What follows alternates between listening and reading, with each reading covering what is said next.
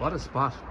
Young Sasha, I was just thinking, 20 years ago, you came to Ireland for a weekend. Yeah. And then you got a little bit distracted. Yeah.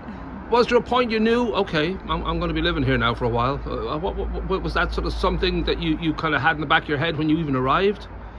No, I just came to visit my friend, literally for a weekend. And I really liked it. I liked the nature.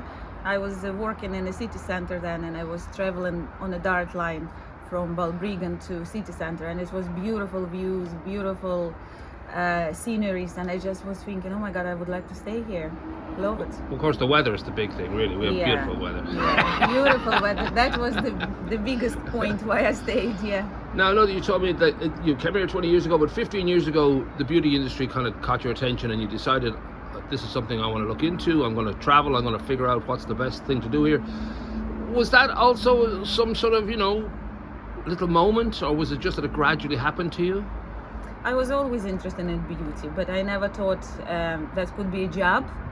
So I came to Ireland, I was working in the bars first, and then decided to get my nails done one day, and realized wasn't very happy with the outcome of my nails.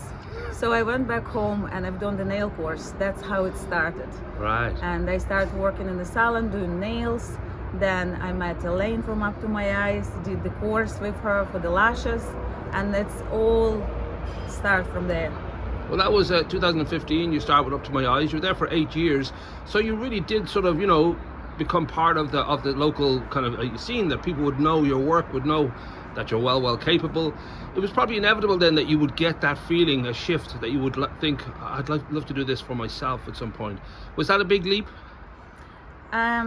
I always thought it will be quite difficult to run your own business because it's involved a lot, like not only doing the treatments, it's a big job behind the scenes. Yeah. But I wanted to do something that I believe in, so the treatments, I believe, natural treatments, something that enhance somebody's face rather than complete transformation. Right. Yeah. And was finding Avoca, like finding this spot, was that difficult? I don't know whether this all came together quite quickly for you, because starting your own business can be a huge wait for for a few months.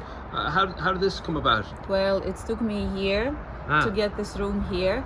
I started training in the Avoca gym downstairs, and get quite friendly with the owner.